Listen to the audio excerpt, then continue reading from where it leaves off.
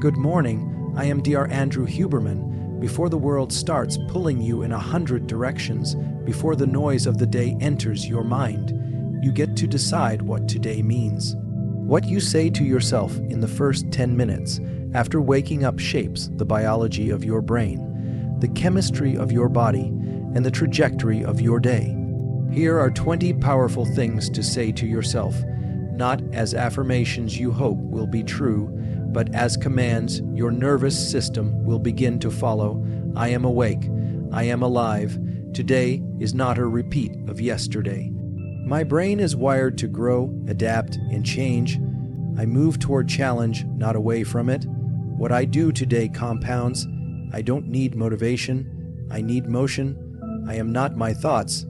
I am the observer of my thoughts. I will control my breath and with it my mind. I am in charge of my internal state regardless of external events. Stress is not the enemy, it's my training ground. Today, I will get sunlight, movement, and stillness. I will speak to myself with discipline, not judgment. I don't need to feel ready, I need to begin. My goals are not far off. They are shaped by what I do in the next 5 minutes. Discomfort is a signal, not a stop sign. I train my brain by what I focus on. Every setback sharpens my system for the next move. Consistency beats intensity. Gratitude changes my chemistry. I'll name one thing I'm grateful for now. This day is mine. I will command it with intention. Let these words become more than thoughts. Speak them aloud. Whisper them if you must, but don't wait for confidence. Strain your system to produce it. Your brain isn't waiting for the perfect moment. It's waiting for a signal from you. You say, I am awake. I am alive. These aren't just words. They are a signal. They alert your reticular activating system, the network in your brainstem that filters what matters. If you don't give your system a directive, the world will decide for you. But when you start with a phrase rooted in alertness, your physiology follows. Pupils dilate slightly, cortisol rises just enough to create focused wakefulness, and the rest of your system begins to orient toward engagement. You say today is not a repeat of yesterday. That's not denial, that's neuroplasticity in motion. The brain is a prediction machine, yes, but it rewrites predictions based on input.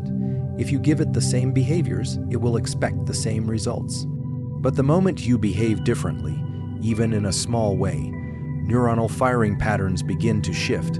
Say it and mean it. You are not locked in a loop. You are an adaptive system. When you tell yourself, my brain is wired to grow, adapt, and change, you're reminding your system of something your neocortex often forgets. You are not fixed. The hippocampus continues to generate new neurons throughout adulthood, especially when stimulated by novelty, movement, and learning. If you begin the day by acknowledging your capacity to change, you're not just speaking positively, you're speaking accurately. Biology supports this idea. I move toward challenge, not away from it. This phrase changes your stress response before the stress even arrives. Anticipating adversity with readiness activates a different neurochemical cocktail than anticipating it with dread.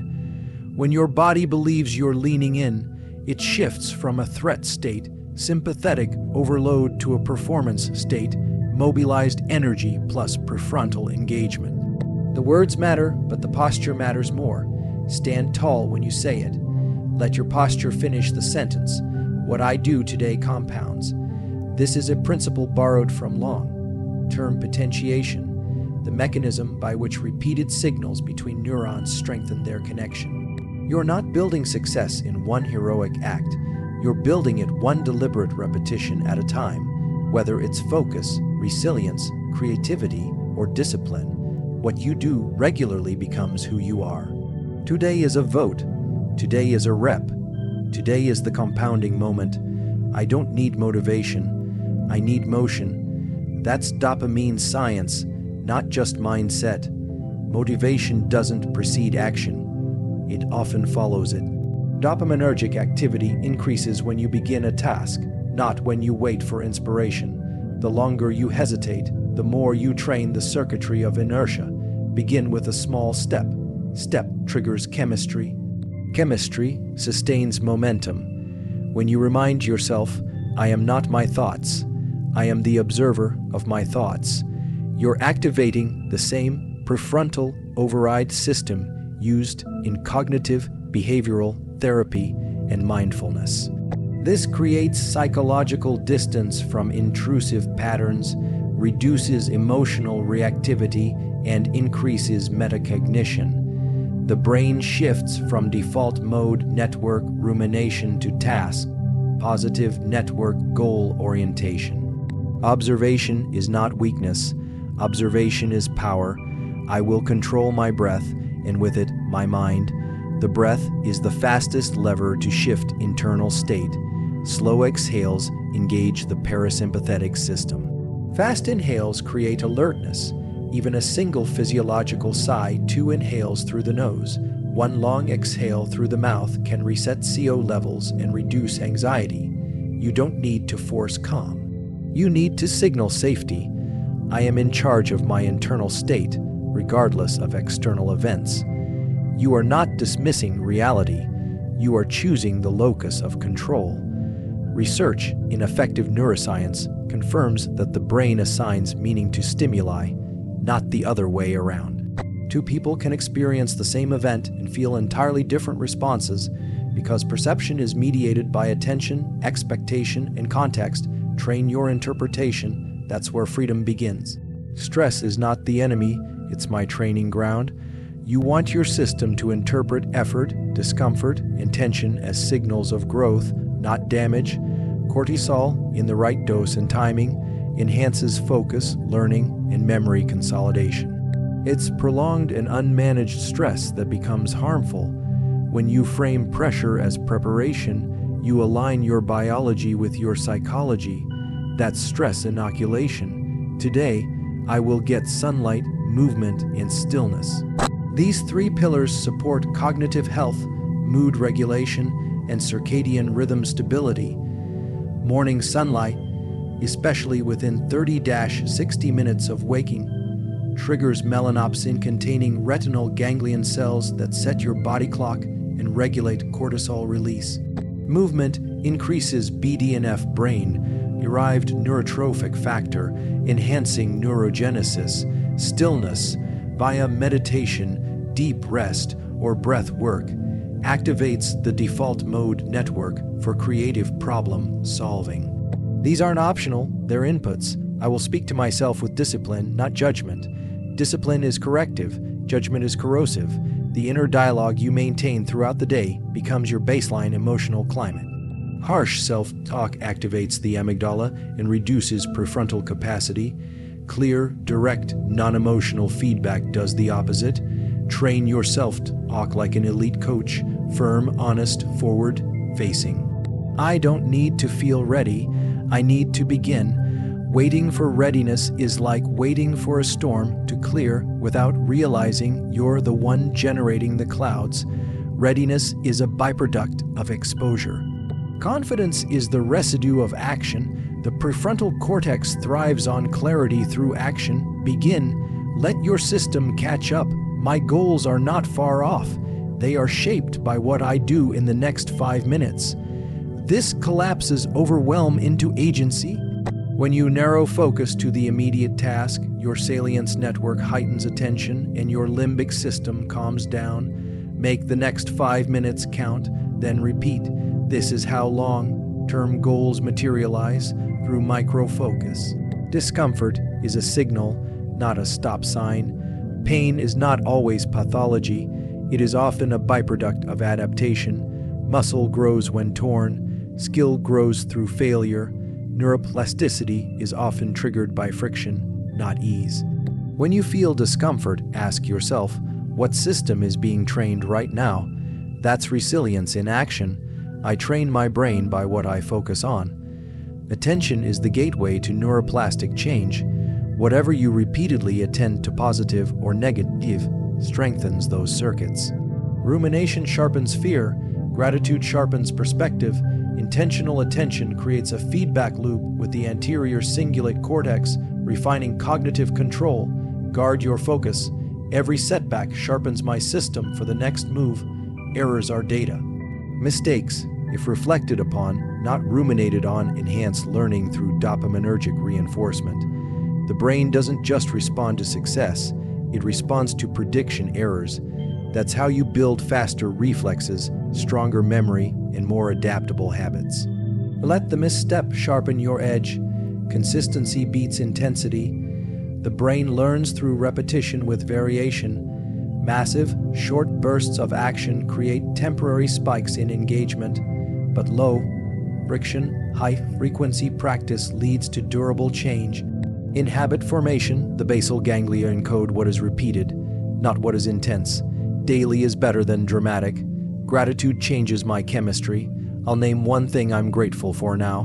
Gratitude isn't wishful thinking. It is a cognitive switch that shifts your brain out of threat mode and into relational connection. It activates prosocial circuits in the medial prefrontal cortex and reduces inflammatory cytokines. It doesn't have to be dramatic. Small, specific gratitude works best. Name it, feel it, lock it in. This day is mine. I will command it with intention. This final statement is a declaration to your subconscious system. You are not drifting. You are directing. The moment you believe the day is yours to lead, your ventral striatum, part of the brain's motivational core, activates. Intention isn't abstract, it is physiological.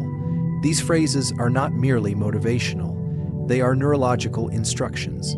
Every morning, you are training your brain toward clarity or confusion, toward growth or stagnation. You don't have to control everything, but you must control your inputs. Speak these words, feel them in your body. Let your physiology rise to meet the signal. You are not waiting for life to happen. You are becoming the architect of it. One statement, one breath, one repetition at a time. You are already shaping your perception, whether you do it by default or by design. The system doesn't wait.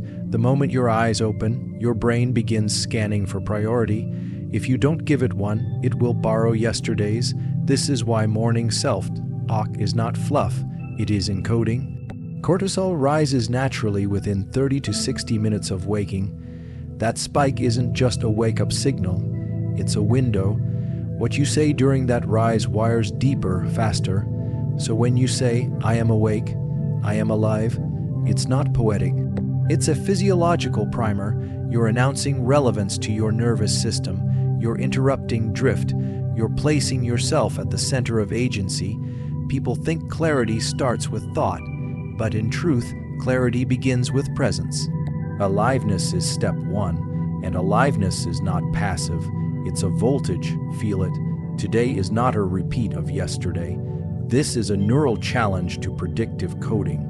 Your brain saves energy by assuming today will look like yesterday.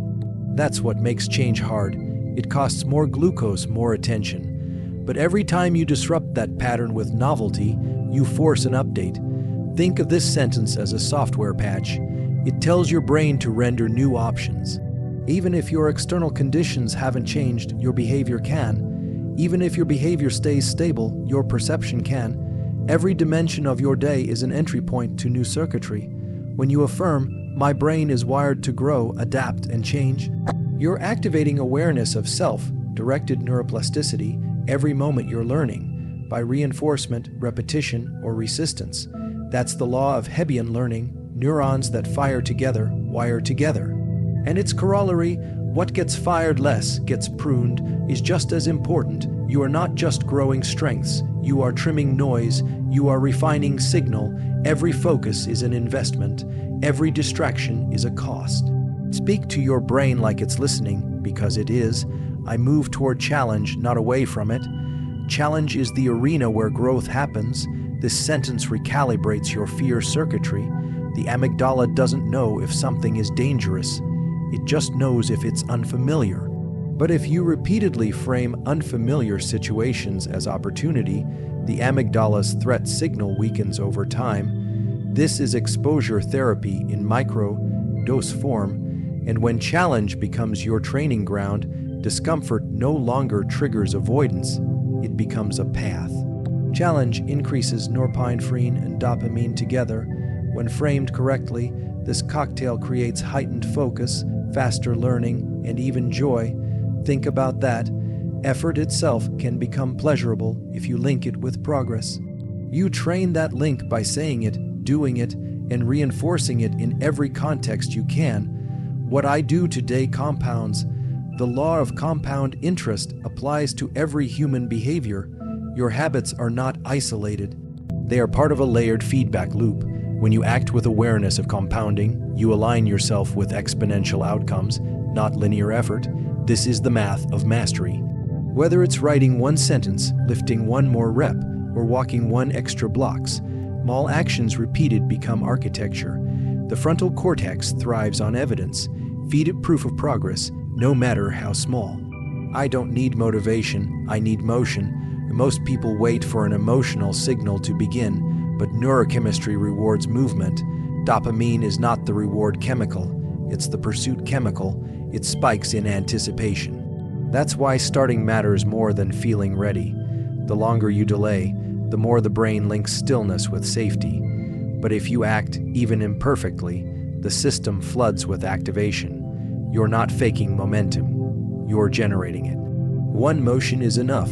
The system follows motion. I am not my thoughts. I am the observer of my thoughts. The prefrontal cortex has the power to observe, interrupt, and reframe automatic patterns. When you identify with a thought, I'm tired, I'm anxious, I'm unmotivated, you entangle with it. But when you name it as a mental event, I'm having the thought that I'm tired, you create space. That space is where choice lives. This cognitive distance engages metacognition, decreases limbic reactivity, and opens up executive function. You're not escaping the thought, you're stepping out of it. I will control my breath, and with it, my mind. Breath is the only system that is both autonomic and voluntary that makes it a control panel. Slow, intentional breaths increase vagal tone, reduce heart rate variability, and suppress panic responses. One powerful breath, a 4-second inhale, 6-second exhale, can shift your entire state. Words without breath are unstable. Thoughts built on dysregulated breath are distorted. Center the breath and cognition follows.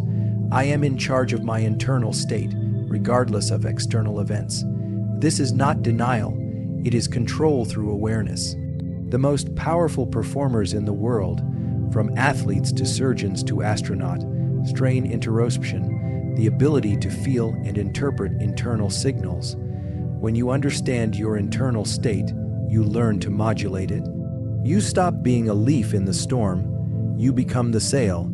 External events will always occur, but the interpretation is yours. The state you enter the moment with, that is your tool. Sharpen it. Stress is not the enemy.